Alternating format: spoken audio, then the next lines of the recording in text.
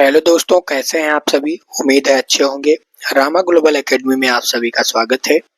आज की क्लास में हम लोग फ्रेंड्स भारतीय राज्य एवं उनके उपनाम हैं, जो कल क्लास हुई थी पार्ट सेकेंड फर्स्ट, उसका जो पार्ट सेकेंड है वो आज हम लेकर आए हैं। इसमें कुछ क्वेश्चन बचे थे, उनको कवर करना है दोस्तों। ये इम्पोर्टेंट और सिलेक्टेड क्वेश्चन है, तो दोस्तों वीडियो में अंत तक जरूर बने रहिएगा, क्योंकि ये प्रश्न बार बार पूछे जाने वाले प्रश्न हम क्लास में कवर किए हैं, सेलेक्ट किए हैं क्लास में। तो चलिए स्टार्ट करते हैं आज की क्लास को। सभी प्रश्नों को ध्यानपूर्वक पढ़ते हुए दोस्तों क्लास को अंत तक देखिएगा। तो पहला प्रश्न दिया गया है भाई, कौन सा राज्य भारत का ऐतिहासिक राज्य कहलाता है। तो आपका राइट आंसर है दोस्तों, बिहार जो राज्य है वो कहलाता है आपका भारत का ऐतिहासिक राज्य, यानी ऑप्शन ए करेक्ट आंसर है। क्यों कहलाता है, तो इसलिए कहलाता है क्योंकि यह नालंदा विश्वविद्यालय बना है और विक्रमशिला जैसे विश्वविद्यालय बने हैं, इसीलिए यहाँ इसको भारत का ऐतिहासिक राज्य कहा जाता है बिहार को। चलिए अगले प्रश्न की ओर बढ़ते हैं। अगला प्रश्न आप सभी का दिया गया है दोस्तों, जननायक भूमि के नाम से कौन सा राज्य प्रसिद्ध है। तो इसका राइट आंसर है आप सभी का, बिहार राज्य आपका जननायक भूमि के नाम से प्रसिद्ध है, यानी बिहार आपका करेक्ट आंसर है। चलिए अगले प्रश्न की ओर बढ़ते हैं। अगला प्रश्न है आप सभी का, कौन सा राज्य भारत की खनिज नगरी कहलाता है। तो आपका राइट आंसर है झारखंड आपका भारत की खनिज नगरी कहलाता है, यानी ऑप्शन झारखंड आपका सही उत्तर है। चलिए अगले प्रश्न की ओर बढ़ते हैं। अगला प्रश्न आप सभी का दिया गया है भाइयों,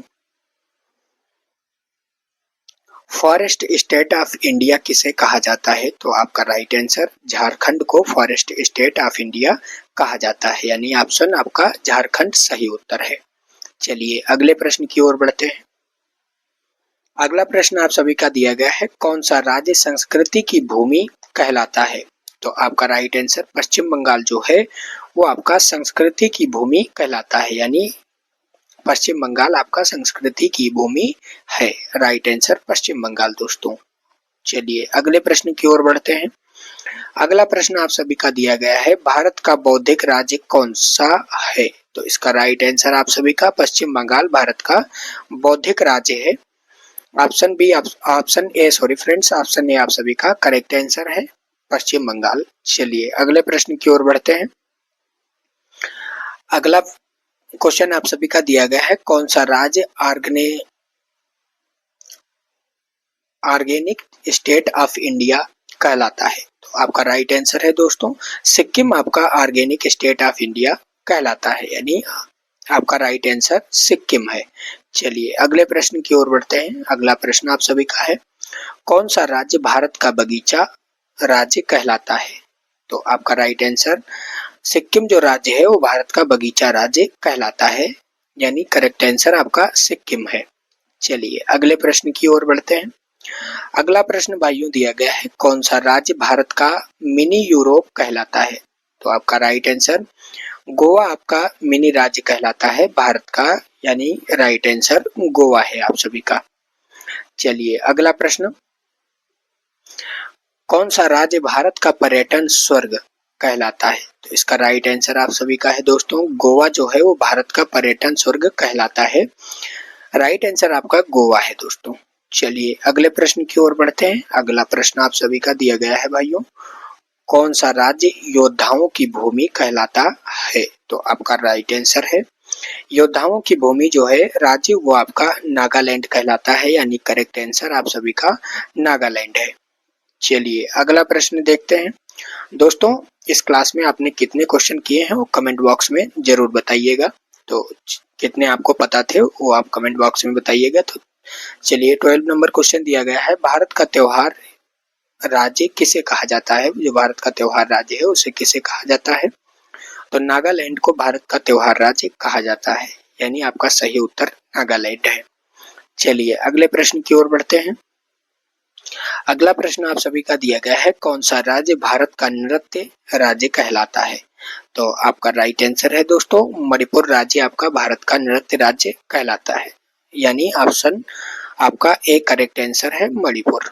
चलिए अगले प्रश्न की ओर बढ़ते हैं। दोस्तों अगर क्लास आप सभी को अच्छी लगे तो क्लास को लाइक जरूर कर दीजिएगा और अपने सभी साथियों तक शेयर करना ना भूलिएगा। तो चलिए 14 नंबर क्वेश्चन को देखते हैं। जवाहरलाल नेहरू के फूलों की भूमि किसे कहा जाता है? तो राइट आंसर आप सभी का मणिपुर को ही जवाहरलाल नेहरू के फूलों की भूमि कहा जाता है, यानी मणिपुर आपका करेक्ट आंसर है। चलिए अगले प्रश्न की ओर बढ़ते हैं। अगला प्रश्न आप सभी का दिया गया है, कौन सा राज्य रबर राज्य कहलाता है? तो आपका राइट आंसर है दोस्तों त्रिपुरा आपका रबर राज्य कहलाता है, यानी त्रिपुरा आपका करेक्ट आंसर है रबर राज्य। चलिए अगला प्रश्न, सांस्कृतिक विरासत की भूमि किस राज्य को कहा जाता है? तो आपके सांस्कृतिक विरासत की भूमि आपके त्रिपुरा राज्य को कहा जाता है, यानी करेक्ट आंसर आपका त्रिपुरा है दोस्तों। चलिए अगले प्रश्न की ओर बढ़ते हैं। अगला प्रश्न आप सभी का दिया गया है, कौन सा राज्य भारत का आईटी हब कहलाता है? तो आपका राइट आंसर है दोस्तों आईटी हब जो है भारत का राज्य वो आपका तेलंगाना राज्य कहलाता है, यानी तेलंगाना आपका करेक्ट आंसर है। चलिए अगला प्रश्न आप सभी का दिया गया है दोस्तों, भारत का दूसरा सिलिकॉन वैली किसे कहा जाता है? तो राइट आंसर आप सभी का हैदराबाद, यानी तेलंगाना के हैदराबाद में तेलंगाना के हैदराबाद को दूसरा सिलिकॉन वैली कहा जाता है।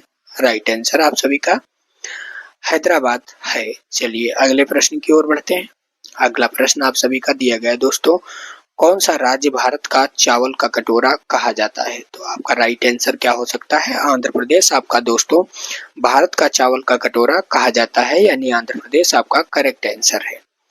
चलिए अगले प्रश्न की ओर बढ़ते हैं। अगला प्रश्न आप सभी का दिया गया है, कौन सा राज्य भारत का मछली राज्य कहलाता है? तो आपका राइट आंसर है दोस्तों आंध्र प्रदेश जो है वो आपका भारत का मछली राज्य कहलाता है, यानी ऑप्शन आपका ए करेक्ट आंसर है आंध्र प्रदेश। चलिए अगले प्रश्न की ओर बढ़ते हैं। अगला प्रश्न आप सभी का दिया गया है, धरती का स्वर्ग किसे कहा जाता है? तो आपका राइट आंसर है दोस्तों धरती का स्वर्ग जम्मू कश्मीर को कहा जाता है, यानी करेक्ट आंसर आपका जम्मू कश्मीर है।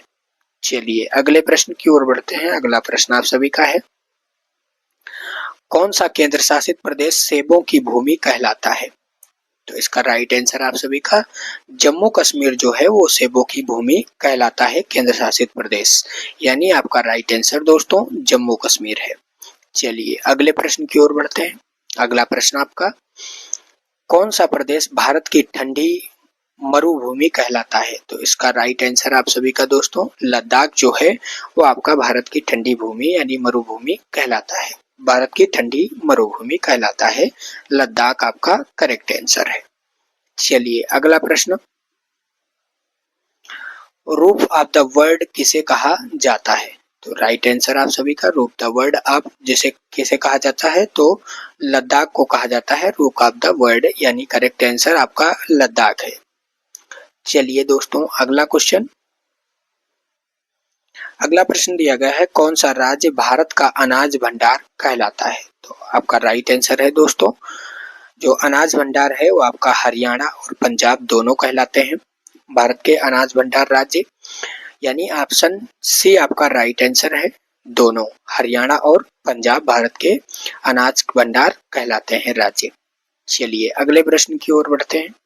अगला प्रश्न आप सभी का है, कौन सा राज्य भारत का दूध उत्पादक राज्य कहलाता है? तो इसका राइट आंसर है दोस्तों गुजरात राज्य जो है वो भारत का दूध उत्पादक राज्य कहलाता है, यानी ऑप्शन ए आपका करेक्ट आंसर है दोस्तों गुजरात राज्य।